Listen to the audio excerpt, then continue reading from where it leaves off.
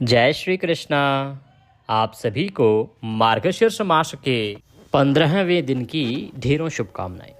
प्रिय दर्शकों, आज मार्गशीर्ष मास का 15वां दिन है। तिथि अनुसार हालांकि सूर्य के मुख से आज चतुर्दशी है, अमावस्या देर से आएगी, इसीलिए अमावस्या का जितना भी दान पुण्य का कर्म है वह सब 20 तारीख को किया जाना चाहिए। आज आप सुनेंगे मार्गशीर्ष महात्म्य में 15वें दिन की कथा, 15वां अध्याय। कल हमने 14वां अध्याय किया था। सोम शर्मा का वृतांत चल रहा था कि सोम शर्मा ने किस प्रकार से भगवान की तपस्या की और उसकी कठिन तपस्या से प्रसन्न हुए भगवान श्री नारायण उसे कहते हैं कि वर मांगो। तो सोम शर्मा भगवान से 3 वर मांगता है। 3 वर क्या मांगता है? सोम शर्मा कहते हैं कि प्रभु, सबसे पहले तो मेरी दरिद्रता का हरण कीजिए। जो मैं दरिद्री हूँ, निर्धन हूँ, इसका हरण कीजिए। मुझे वर दीजिए कि मैं जब भी जन्म लूँ सभी जन्मों में आपका भक्त ही बनूँ, सदा आपकी स्तुति करता रहूँ, आपकी भक्ति करता रहूँ। और तीसरा मुझे वर दीजिए कि मुझे श्रेष्ठ उच्च गुणों वाला पुत्र प्राप्त हो, जो मेरे कुल का उद्धारक भी हो, आपका परम भक्त भी हो, जिसमें सभी गुण विद्यमान हो जो योग्य पुरुष में होने चाहिए। इस प्रकार से सोम शर्मा 3 वर मांगते हैं। यह वृतांत कल हमारा पूर्ण हुआ था। इससे आगे की कथा हम अभी श्रवण करेंगे। मार्गशीर्ष महात्म्य में अभी तक आपने बड़े महत्वपूर्ण प्रसंग इसमें सुने। प्रथम दिवस पर जब भगवान ब्रह्मदेव ने पूछा भगवान विष्णु से कि प्रभु, ये मांस आपको प्रिय क्यों है, क्यों आपने ऐसा कहा कि ये मांस स्वयं आप ही हो, आप ही का स्वरूप है? तो भगवान नारायण ने बताया कि ये कार्तिक से 1 करोड़ गुना अधिक फल देने वाला है। ये गुप्त से भी अति गुप्त है। और जो मार्गशीर्ष मास का महात्म्य सुनता है उसको अनंत पुण्य की प्राप्ति होती है, उसके कुलों का उद्धार होता है। इसीलिए मार्गशीर्ष महात्म्य अवश्य सुनना चाहिए। भगवान ने स्नान की विधि बताई। भगवान ने यह भी वर्णन किया कि कैसे तुलसी की माला धारण करनी चाहिए, क्यों धारण करनी चाहिए, पुंड्र की क्या महिमा है, तिलक की क्या महिमा है, तिलक कहाँ लगाना चाहिए, मरणासन व्यक्ति के कहाँ कहाँ यदि चंदन लगा हो, गोपी चंदन लगा हो तो वह किस लोक को जाता है, कैसे उसका उद्धार होता है। मरणासन व्यक्ति को गोपी चंदन की क्या महिमा है और व्यक्ति को क्यों गोपी चंदन लगाना चाहिए। गोपी चंदन की महिमा आई, तुलसी काष्ठ की महिमा आई। इस प्रकार से सोम शर्मा का वृतांत चल रहा है। इससे पहले शिव शर्मा, उसके 4 पुत्रों का वृतांत आया जो भगवान के परम भक्त थे। तो ये सभी हमने आख्यान जो है पिछले 14 दिनों के अध्यायों में सुने हैं। अब हम आज का अध्याय आरंभ करेंगे। आपसे निवेदन है कि यह श्री मार्गशीर्ष मास महात्म्य का पावन पुनीत वीडियो है, तो कृपया वीडियो को एक बार लाइक अवश्य कर दीजिएगा। भगवान वासुदेव की कृपा प्राप्त करने के लिए कमेंट बॉक्स में अवश्य लिखिएगा जय श्री हरि या ओम नमो भगवते वासुदेवाय। भगवान के ये मंत्र जितने लिखे जाएंगे उतना कल्याण होगा। आप देख रहे हैं देवभूमि ज्योतिष संस्थान का प्रतिष्ठित YouTube चैनल देवभूमि धार्मिक। हम यहाँ पर सभी व्रत और त्योहारों की सही शास्त्रीय जानकारी प्रदान करते हैं। ज्योतिष शास्त्र और पंचांग के आधार पर आपको बताते हैं कौन सी तिथि कब है, व्रत आदि कब करना है, क्या विधि है, क्या नियम है और क्या गलती नहीं करनी है। यदि आप सभी व्रत और त्योहारों की सही शास्त्रीय जानकारी पाते रहना चाहते हैं तो कृपया चैनल को सब्सक्राइब कीजिए और बेल आइकन को प्रेस कीजिए। आइए प्रिय दर्शकों, कथा आरंभ करते हैं, आज का अध्याय आरंभ करते हैं। सर्वप्रथम परम पूज्य गुरुदेव के चरणों की वंदना करते हैं। गुरुर् ब्रह्मा गुरुर्विष्णु गुरुर्देव महेश्वरः, गुरुर् साक्षात् परब्रह्म तस्मै श्री गुरुवे नमः। बोलिए गुरुदेव महाराज की जय। या देवी सर्वभूतेषु मां सरस्वती रूपेण संस्थिता, नमस्तस्यै नमस्तस्यै नमस्तस्यै नमो नमः। बोलिए सरस्वती महारानी की जय। प्रथम पूज्य गणेश जी महाराज की जय। बोलिए विष्णु भगवान की जय। आप सभी दर्शकों को, आप सभी श्रोतागण को मेरा नमस्कार। आइए आज का आगे का वृतांत आरंभ करते हैं। जब सोम शर्मा की तपस्या से प्रसन्न होकर भगवान नारायण उन्हें वर देने के लिए आते हैं और सोम शर्मा 3 वर भगवान नारायण से मांगते हैं तो भगवान किस प्रकार से उन वर को देते हैं और किस प्रकार उनका उद्धार करते हैं। भगवान कहते हैं द्विज श्रेष्ठ ऐसा ही होगा, इसमें तनिक भी संदेह नहीं है। मेरे प्रसाद से तुमको सुयोग्य पुत्र की प्राप्ति होगी जो तुम्हारे वंश का उद्धार करने वाला होगा। तुम इस मनुष्य लोक में भी परम उत्तम दिव्य एवं मनुष्योचित भोगों को भोगोगे और तदंतर तुम परम गति को प्राप्त होगे। भगवान कहते हैं कि तुमने जो मांगा है वह अवश्य तुम्हें प्राप्त होगा। तुम्हें कुल का उद्धार करने वाला पुत्र भी प्राप्त होगा। और जब तक तुम्हारा जीवन है इस मनुष्य लोक में, इस पृथ्वी लोक में, तब तक मनुष्यों के लिए जो भी उचित भोग हैं उन सभी भोगों को तुम्हें भोगने का आनंद प्राप्त होगा।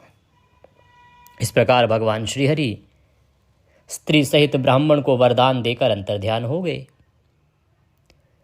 तदंतर द्विजश्रेष्ठ सोम शर्मा अपनी पत्नी सुमना के साथ नर्मदा के पुण्यदायक तट पर परम पावन उत्तम तीर्थ और अमरकंटक में रहकर दान पुण्य करने लगे।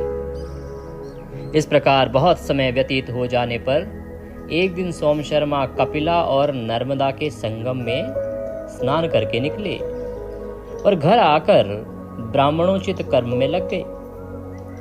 उस दिन व्रत से शोभा पाने वाली परम सौभाग्यवती सुमना ने पति के सहवास से गर्भ धारण किया। समय आने पर उस बड़भागिनी ने देवताओं के समान कांतिमान उत्तम पुत्र को जन्म दिया, जिसके शरीर से तेजोमयी किरणें छटक रही थी। उसके जन्म के समय आकाश में बारंबार देवताओं के नगाड़े बजने लगे। तत्पश्चात ब्रह्मा जी देवताओं के साथ वहां आए और स्वस्थ चित्त से उस बालक का नाम उन्होंने सुव्रत रखा। नामकरण करके महाबली देवता स्वर्ग को चले गए। बालक के जातकर्म आदि संस्कार किए गए। उस बड़भागी पुत्र सुव्रत के जो भगवान की कृपा से हुआ था, जन्म लेने पर ब्राह्मण के घर में धन धान्य से परिपूर्ण महालक्ष्मी निवास करने लगी। हाथी, घोड़े, भैंसें, गोएं, सोने और रत्न आदि किसी भी वस्तु की कमी ना रही। तो वहां भगवान वासुदेव के आशीर्वाद से एक सुयोग्य देवतुल्य बालक का जन्म होता है सोम शर्मा के घर में। उसके घर में धन धान्य से संबंधित किसी भी प्रकार की कोई कमी ना रही। मां लक्ष्मी का निवास चिरस्थायी हो गया। सोम शर्मा का घर रत्न राशि से कुबेर भवन की भांति शोभा पाने लगा। ब्राह्मण ने दान पुण्य आदि धर्मों का अनुष्ठान किया। अनेकों दान पुण्य के कार्य करना शुरू किया। तीर्थों में जाकर वे नाना प्रकार के पुण्यों में लगे रहे और भी जो जो दान पुण्य हो सकते हैं उन सब का उन्होंने अनुष्ठान किया। मेधावी सोम शर्मा का सारा जीवन ही ज्ञान और पुण्य के उपार्जन में लगा रहा। उन्होंने बड़े हर्ष के साथ पुत्र का विवाह किया। फिर पुत्र के भी पुत्र उत्पन्न हुए जो बड़े ही पुण्यात्मा और उत्तम लक्षणों से संपन्न थे। वे भी सदा सत्यवादी, धर्मात्मा, तपस्वी तथा दान धर्म में संलग्न थे। उन पौत्रों के भी पुण्य संस्कार सोम शर्मा ने ही संपन्न किए। सुमना और सोम शर्मा दोनों ही सौभाग्यशाली थे। वे महान अभ्युदय से युक्त होकर सदा हर्ष में भरे रहते थे। इस प्रकार से सोम शर्मा का जीवन व्यतीत हुआ।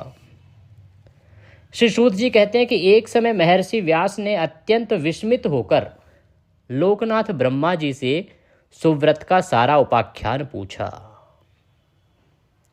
सुव्रत कौन? सोम शर्मा को जो भगवान विष्णु के आशीर्वाद से पुत्र प्राप्त हुआ है वो। तो एक समय की बात है कि महर्षि व्यास जो हैं उन्होंने चकित होकर ब्रह्मा जी से पूछा कि ये सुव्रत कौन है, क्या इसकी महिमा है, इसके विषय में मुझे बताएं कि देवता भी क्यों इसके होने पर स्वागत करने के लिए आए और आप स्वयं ब्रह्मदेव उसका नामकरण करने पहुंचे। तो ब्रह्मा जी कहने लगे कि सुव्रत बड़ा मेधावी बालक था। वह बाल्यकाल से ही भगवान श्री विष्णु का चिंतन करने लगा था। उसने गर्भ में ही पुरुषोत्तम भगवान नारायण का दर्शन कर लिया था। जब वो बालक गर्भ में था तभी प्रभु के दर्शन उसे हो गए थे।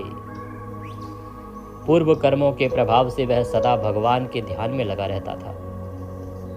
वह गान, विद्याभ्यास, अध्यापन करते समय भी शंख चक्र गदाधारी उत्तम पुण्यदायी भगवान श्री पद्मनाभ का ही ध्यान और चिंतन किया करता था। इस प्रकार वह द्विज श्रेष्ठ सदा श्री भगवान का ध्यान करते हुए ही बच्चों के साथ खेला करता था। वह मेधावी पुण्यात्मा और पुण्य में प्रेम रखने वाला था। उसने अपने साथी बालकों का नाम अपनी ओर से परमात्मा श्री हरि के नाम पर ही रख दिया था। वह महामुनि था और भगवान के ही नाम से अपने मित्रों को भी पुकारा करता था। ओ केशव, यहाँ आओ। चक्रधारी माधव, बचाओ। पुरुषोत्तम, तुम ही मेरे साथ खेलो। मधुसूदन, हम दोनों को वन में ही चलना चाहिए। इस प्रकार श्री हरि के नाम ले लेकर वह ब्राह्मण बालक मित्रों को बुलाया करता था। कहते कि वो इतना भगवान की भक्ति में डूबा था। एक तो उसके पिछले जन्म के कर्म थे जिसके कारण उसे इस जन्म में भगवान के आशीर्वाद से जन्म प्राप्त हुआ, उच्च कोटि का जीवन प्राप्त हुआ और उच्च ब्राह्मण के घर में जीवन पाने का अवसर मिला। फिर वह भगवान का इतना बड़ा भक्त था कि गर्भ में ही उसको दर्शन हो गए और जब वो पृथ्वी पर आया तो भी उसका मन सदा भगवान में ही लगा रहा। यहां तक कि उसने अपनी संतानों के नाम भी भगवान के नाम से ही रखे और जो मित्र थे ना जिनके साथ वो खेला करता था उनके नाम भी भगवान के नाम से ही उनको बुलाया करता था। उनके नामों को छोड़ देता था, भगवान के नाम से बुलाया करता था। इसका लाभ ये कि सदा उसके मन, मस्तिष्क और इस जीभ पर, जिह्वा पर भगवान का ही नाम रटा रहता था। क्योंकि मित्र को बुलाएगा तो भगवान का नाम देता था, पुत्र को बुलाएगा तो भगवान का नाम देता था, जिसको भी बुलाएगा भगवान का नाम। इससे सदा उसके मन में, जीवन में और जीभ पर भगवान चढ़े रहते थे।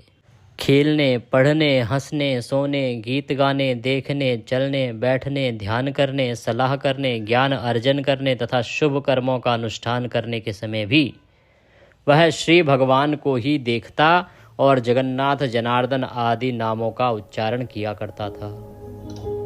विश्व के एकमात्र स्वामी परमेश्वर का ध्यान करता रहता था।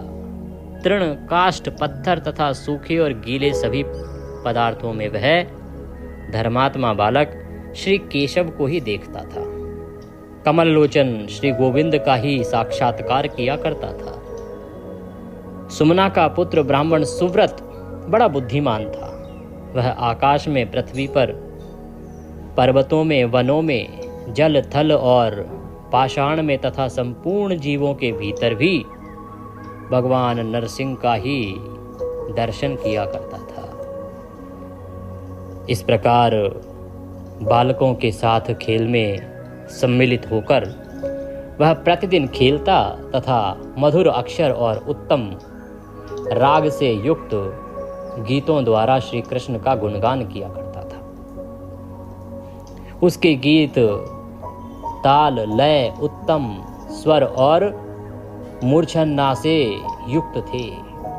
सुव्रत कहता, संपूर्ण देवता सदा भगवान श्री मुरारी का ध्यान करते हैं, जिनके श्रीअंगों के भीतर संपूर्ण जगत स्थित है, जो योग के स्वामी हैं, पापों का नाश करने वाले हैं और शरणागतों के रक्षक हैं।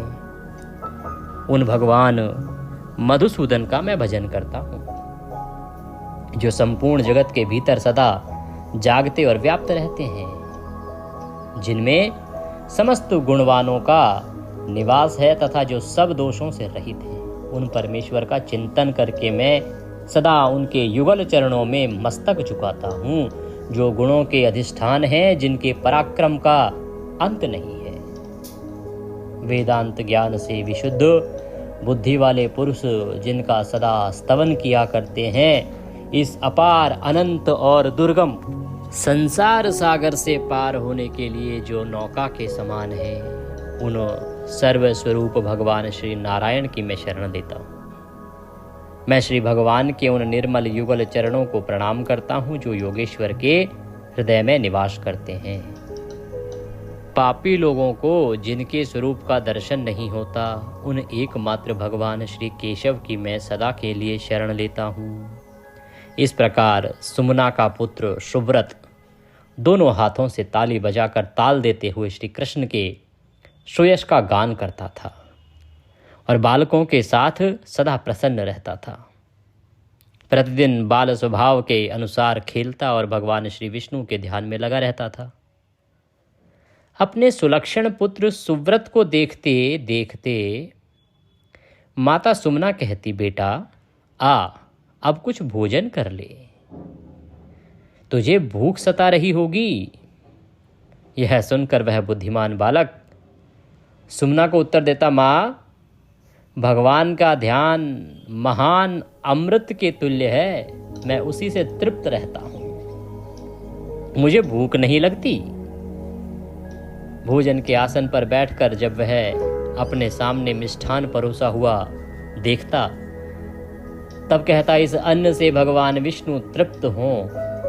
वह धर्मात्मा बालक जब सोने के लिए जाता, तब वहां भी श्री कृष्ण का चिंतन करते हुए कहता, मैं श्री योग निद्रा परायण भगवान श्री कृष्ण की शरण में आया हूँ। इस प्रकार भोजन करते, वस्त्र पहनते, बैठते, सोते समय भी वह श्री वासुदेव का चिंतन करता और उन्हीं को सब वस्तुएं समर्पित कर देता था।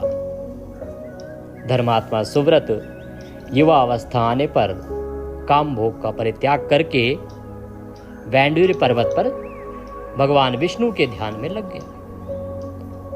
वहीं उस मेधावी ने श्री विष्णु का चिंतन करते हुए तपस्या आरंभ कर दी।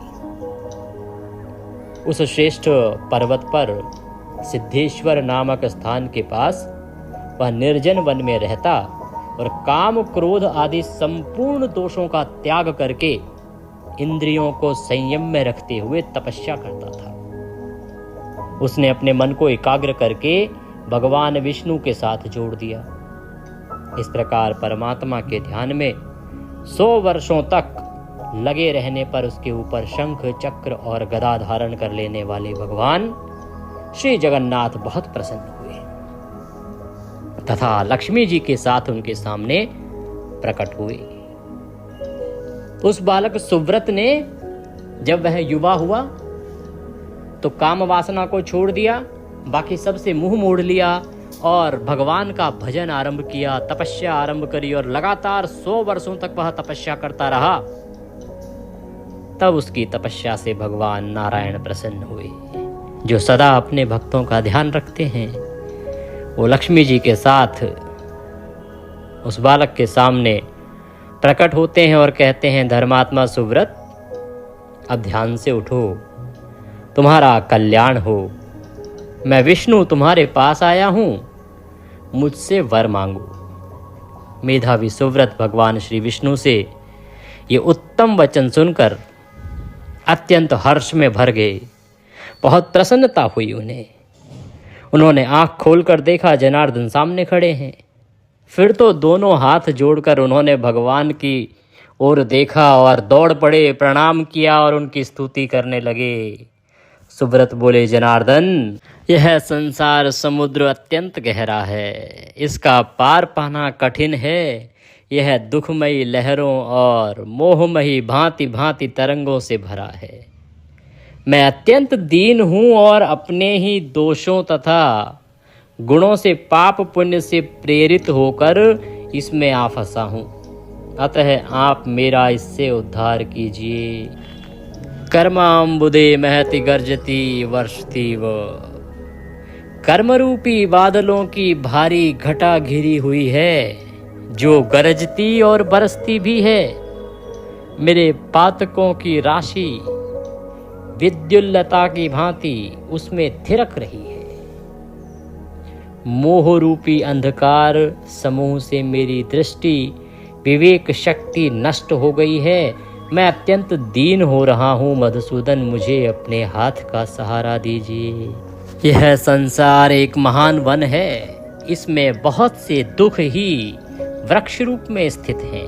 मोह रूपी सिंह इसमें निर्भय होकर निवास करते हैं।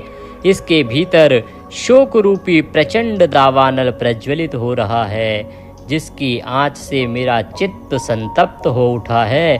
कृष्ण, इससे मुझे बचाइए। संसार एक वृक्ष के समान है। यह अत्यंत पुराना होने के साथ बहुत ऊंचा भी है।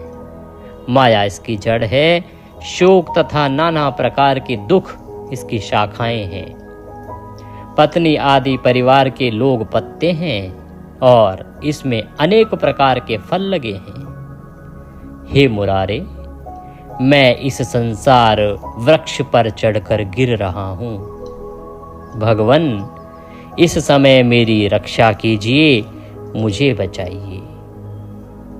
कृष्ण, मैं दुख रूपी अग्नि, विविध प्रकार के मोह रूपी धुएं तथा वियोग, मृत्यु और काल के समान शोकों से जल रहा हूँ। आप सर्वदा ज्ञान रूपी जल से सींचकर मुझे सदा के लिए संसार बंधन से छुड़ा दीजिए। हे कृष्ण, मैं मोह रूपी अंधकार राशि से भरे हुए संसार नामक महान गड्ढों में सदा से गिरा हुआ हूँ।